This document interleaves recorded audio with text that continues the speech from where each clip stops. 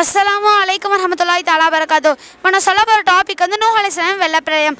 முதல்ல கப்பல் கட்டியது நூஹ் அலைஹிஸ்ஸலாம் அவர்கள் கப்பல் கட்டிய பிறகு தன்னோட மகனையும் கூப்பிட்டாங்க. ஆனால் தன்னோட கீழ்த்தளத்தில் பறவைகளையும் மேல் தளத்தில் விலங்குகளையும் அதுக்கு மேலுள்ள தளத்தில் ஈமான் கொண்டவர்கள் ஏற்றும் போது தன்னோட மகனையும் கூப்பிட்டாரு. ஆனால் தன்னோட மகன் வந்து மலை உச்சியில் நான் இந்த மலை நின்றாவது தப்பிச்சுக்கிறேன்னு சொன்னாங்க. ஆனால் அல்லாஹு தாலா ஈமான் கொள்ளாத எல்லாத்தையும் அந்த வெள்ளத்தால் அழிச்சிட்டான். ஈமான் கொண்டவர்கள் நூஹ் அலைஹிஸ்ஸலாம் அவர்கள் உலகத்தில் இருக்க எல்லா உயிரினத்திலும் ஒவ்வொரு ஜோடியும் இந்த பிரம்மாண்டமான கப்பலால் காப்பாற்றப்பட்டாங்க.